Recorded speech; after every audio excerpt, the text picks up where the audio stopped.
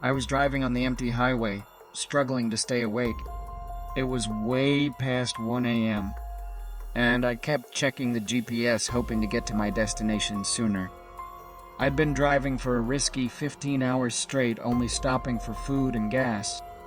I had to move because of work, but oddly, I never had a chance to visit the place before. Finally, I reached the highway exit for the town where I'd be living.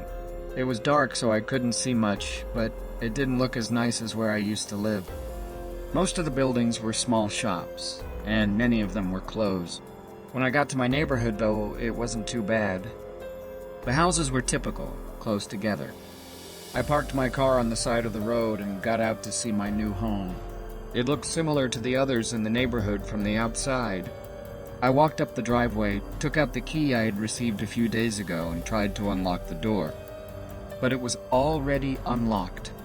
I quickly went inside to check if all my belongings were there, as movers had dropped them off earlier. After a quick check, nothing seemed to be missing. It was probably just a mistake by the movers not locking up, but it made me feel uneasy.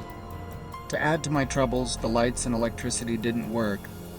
I knew I had to set them up in town, but it was too late to do it tonight.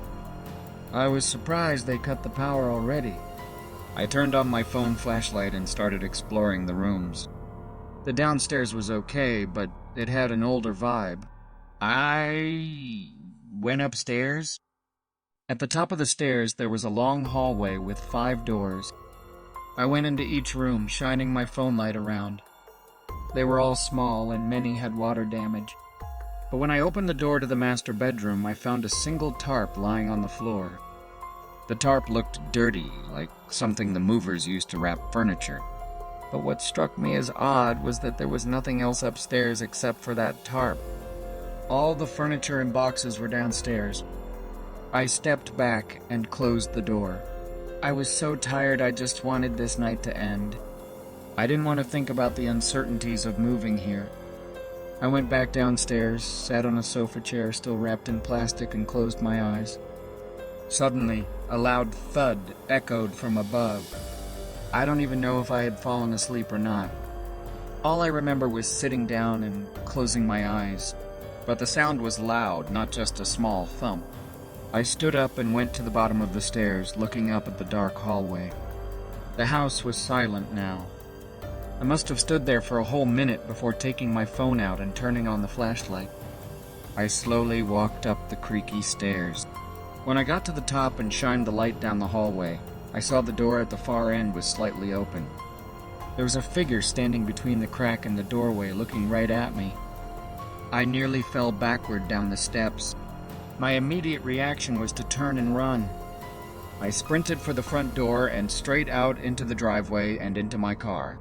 I thought about driving away, but all my things were still inside the house. I wanted to make sure whoever was in there didn't take anything.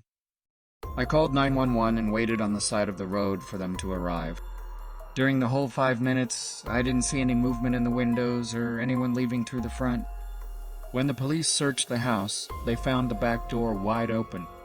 It was clear to them that someone had been living inside the house, probably since it had been empty for the past couple of months. At first, I thought they were referring to the attic, since I had checked all the rooms and only found a tarp. But there was no attic. They were referring to the master bedroom, which meant that when I was exploring upstairs that night and I opened the door to that room, it's likely that the person was hiding along the wall, probably right behind the door. If I had gone further inside the room to investigate the tarp and look around, there's a chance that I wouldn't have made it out.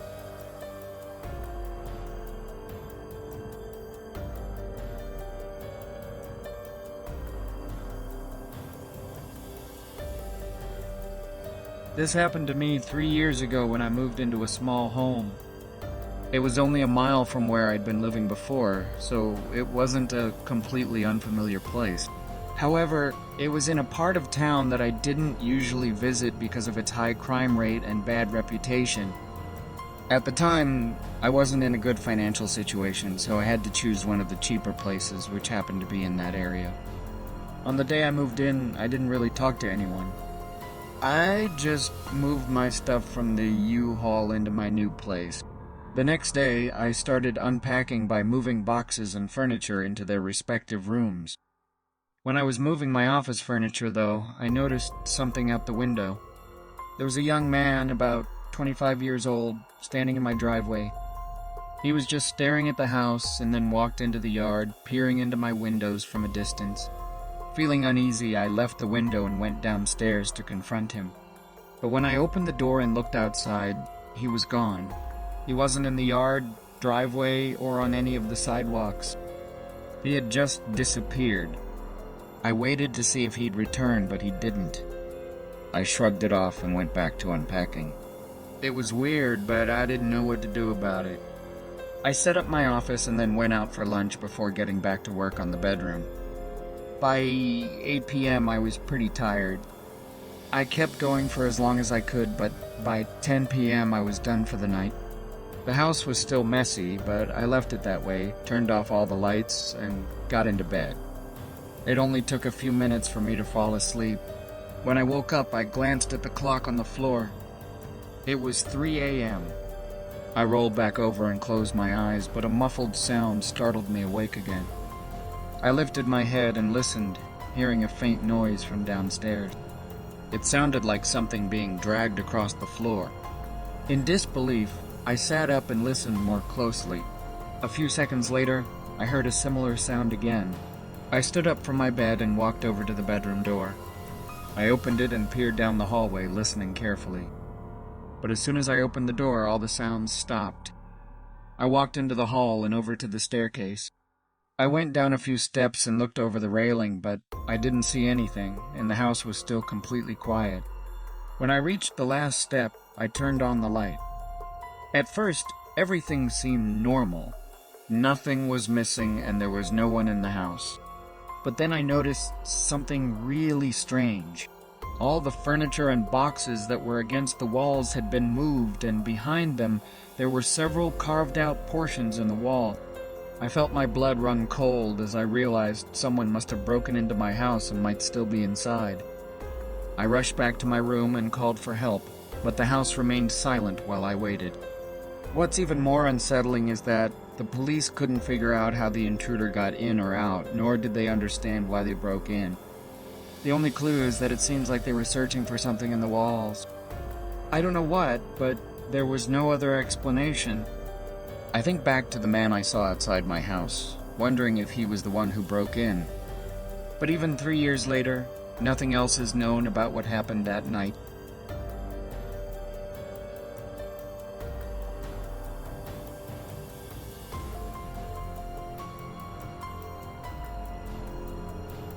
I'm 26 years old, and this year I bought a house. I've been living with my roommates for almost 8 years. I like being alone sometimes, so getting my own home was a big deal for me. It's in a town about 2 hours away from where I used to live. This town is smaller and has fewer buildings. But it's not like every house is on a farm. The houses are spread out with lots of trees and grass between them. My new house is simple and not too expensive. It's in the woods a few miles from the town center. When I moved in, I hadn't met anyone from the area yet, not even the neighbors or people in town. Since my house was far from other homes and surrounded by trees, it felt like I was moving to a really isolated place all by myself. It might sound spooky, but it wasn't too comforting either. I had a rental van for the day, so I started unloading my stuff right away, mostly putting it in the living room to save time. It took a few hours, and as the sun was going down, I was almost done. I put down a few boxes inside and went to get the last ones from the driveway. But then I saw a man on my porch, blocking the front door. He surprised me, and I jumped a little. Then he seemed embarrassed and asked why he was there. The man, who seemed to be around 50 years old, smiled and said he was my new neighbor. I said it was nice to meet him and smiled back briefly, but I couldn't help wondering how he got to my house without me seeing him walk up the driveway. There were only trees around my house, so I didn't know where he came from. The man stayed for a moment, then walked off the porch. I stood there, feeling a bit puzzled by the whole thing. After a moment, I went back outside and quickly brought the rest of the boxes into the house. I checked the windows to make sure the man was gone, and he was nowhere to be seen. So, after a minute, I drove the van down the long dirt driveway. It hadn't been long since the man left, but I didn't see him walking as I drove to the main road. There weren't any other paths I knew of, which made me feel uneasy. I returned the van and took a local taxi back home. Then, I started unpacking. I wasn't moving quickly because I was already tired and it was late, but I wanted to assemble some furniture before calling it a night. I grabbed the pieces of my bed frame and carried them into my bedroom, starting to put it together when suddenly there was a knock at the door. It startled me, and I stopped to listen. I got up and quietly walked to the front door. I kept it closed and locked, but I peeked out the peephole and saw the same man from earlier. But this time, something seemed off about him more than before. He was shaky and his head was moving strangely, but his eyes were fixed on the doorknob. He stood close to the door as if he was eagerly waiting for me to open it. "Hey, it's your neighbor. Can you open the door?" He yelled and knocked again. I stayed on the other side, watching through the peephole. His expression turned frustrated and angry, and he banged on the door again. Then, he turned towards the dark forest, staring into it. He waved his hand in a strange way and then ran into the forest in the direction he waved. I was terrified, so I called the police, but they couldn't find him when they arrived. After that night, I never saw the man again. Even now, I've met my neighbors, but none of them were him, and nobody in town knows who he is from my description. I don't know who he was signaling to in the forest or how many people might have been waiting for him to get me to open the door. It's better not to think about what could have happened next.